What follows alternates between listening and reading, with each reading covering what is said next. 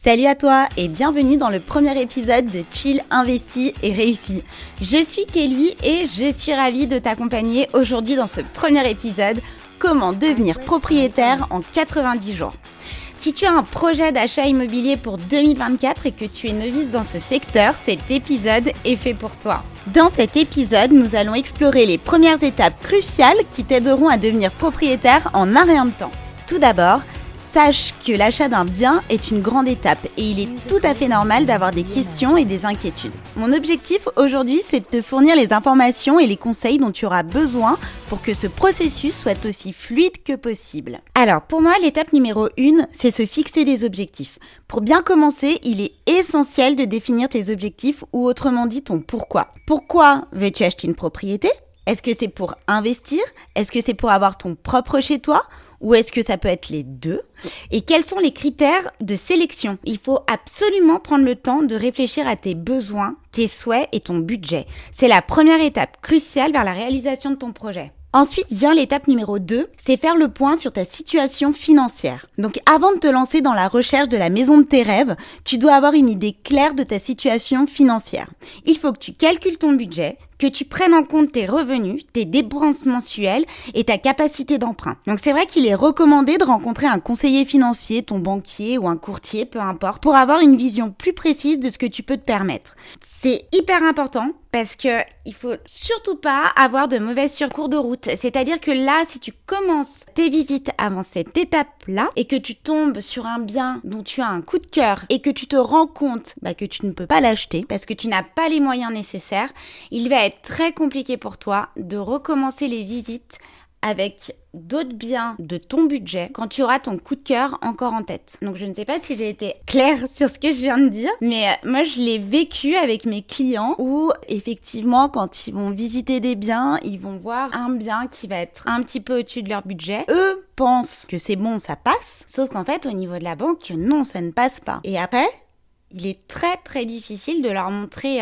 d'autres chalets ou d'autres appartements parce qu'ils vont garder ce bien en tête. Donc souvent, on va peut-être faire un petit laps de temps de 1 mois et demi, le temps de digérer, le temps de faire son deuil en fait de son coup de cœur pour ensuite se relancer encore une fois sur la recherche. Donc naturellement arrive l'étape 3, c'est donc de rechercher sa petite perle rare. Donc c'est vrai que la recherche de la maison de tes rêves ou ton appartement de tes rêves, ça peut être à la fois en fait hyper passionnant parce que c'est bien de visiter des biens, de découvrir un peu que c'est l'immobilier, mais ça peut être aussi hyper déconcertant. Donc avant de commencer, de prendre rendez-vous avec des agents immobiliers, regarde déjà par exemple les annonces sur sites web. Donc tu peux avoir les sites comme Le Bon Coin, après les sites immobiliers spécialisés comme Se Loger, Bien Ici, Logikimo, etc. Et ensuite, fais des visites. Absolument, on fait des visites. Alors, pour faire des visites, c'est important de commencer pour la première fois avec des agents immobiliers. Donc, quand tu vas faire ta recherche de biens sur le secteur que tu veux, recherche aussi en même temps les agences immobilières qui sont dans ce secteur et qui ont le type de bien que tu pourrais rechercher. Et ensuite, l'agent immobilier, s'il fait bien son travail, mais on fait toujours bien notre travail, il est censé donc te proposer des biens à la visite et de t'accompagner et de t'expliquer les informations importantes à savoir. Quand tu pars en visite, assure-toi de noter ce que tu aimes et ce que tu n'aimes pas dans chaque propriété que tu vas visiter. En fait, ça va t'aider à affiner ta recherche. Et la petite information, c'est que les visites, c'est gratuit, donc il faut en faire, même si on a besoin de revoir un bien parce qu'on n'était pas très sûr ou parce qu'on a visité assez rapidement, on fait des visites. Très, très important. Mais pareil, au niveau des visites, on les fait pas n'importe comment. Pour les visites, on visite 3 biens maxi par jour de visite. Ça ne sert à rien de faire 15 visites ou 5 visites ou 10 visites par jour, un marathon de visites, parce qu'en fait, tu ne vas rien retenir. Alors que 3, c'est beaucoup plus simple. Ma petite astuce, moi, pour les visites, c'est de les faire quand il fait pas beau. Parce que du coup, si le bien, il te plaît quand il fait mauvais temps, le jour où tu vas le revisiter quand il fera beau, ça va être encore l'effet waouh. Après l'étape des visites, vient l'étape numéro 4, c'est l'étape de faire une offre. Donc lorsque tu as trouvé la maison parfaite, il est temps de faire ton offre. Donc ça peut être une négociation assez délicate, mais il faut que tu sois prêt aussi à faire des compromis. Ton agent immobilier, si tu as fait une visite avec lui, il peut te guider donc tout au long de ce processus.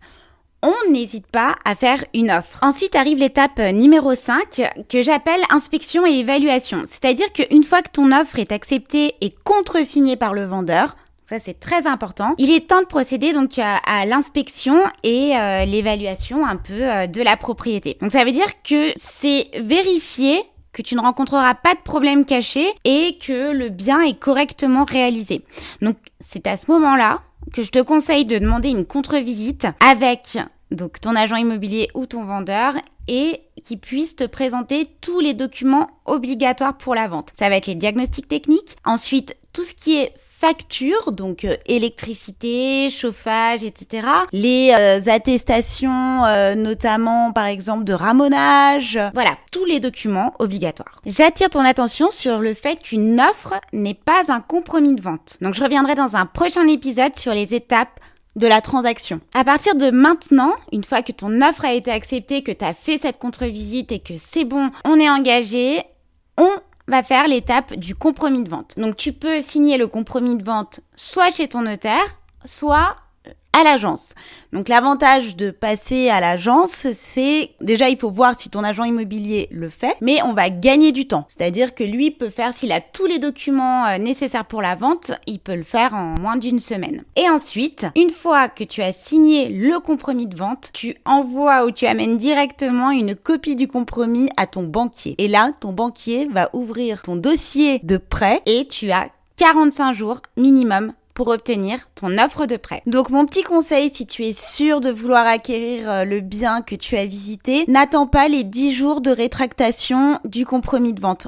Donne-lui tout de suite à ton banquier. Comme ça, on gagne du temps. Je pars donc du principe que tu as obtenu ton offre de prêt, qu'on peut finaliser donc la vente. Ce que je te conseille, c'est soit de rappeler ton vendeur si tu n'es pas passé par une agence, ou sinon de rappeler ton agent immobilier. Normalement, c'est à lui de le faire, de te rappeler toi, pour te proposer, donc pareil, une contre-visite avant signature. Donc, c'est-à-dire, idéalement, on le fait le jour même de la date de signature d'acte final. Comme ça te permet de revoir le bien, de voir que tout est en état comme tu l'avais visité et qu'il n'y a pas de soucis. Et en même temps, ça te permet aussi de peut-être de rencontrer le vendeur si tu es passé par agence et d'avoir les astuces du vendeur, les petits conseils précieux par rapport au bien qu'il vend. Donc ça y est, te voilà désormais propriétaire de ton premier bien. Donc c'est une aventure qui est passionnante et peut-être même un peu intimidante au début, mais avec la bonne attitude et les bonnes informations, tu peux atteindre tous tes objectifs. Merci de m'avoir écouté aujourd'hui. Si tu as des questions ou des sujets que tu aimerais que j'aborde, n'hésite pas à me contacter. www.agence-serenity.com ou sur les réseaux sociaux, Insta, Facebook et LinkedIn. Tu as tout dans ma bio. Et n'oublie pas de t'abonner pour ne pas manquer mes prochaines aventures immobilières. Chill, investis et réussis!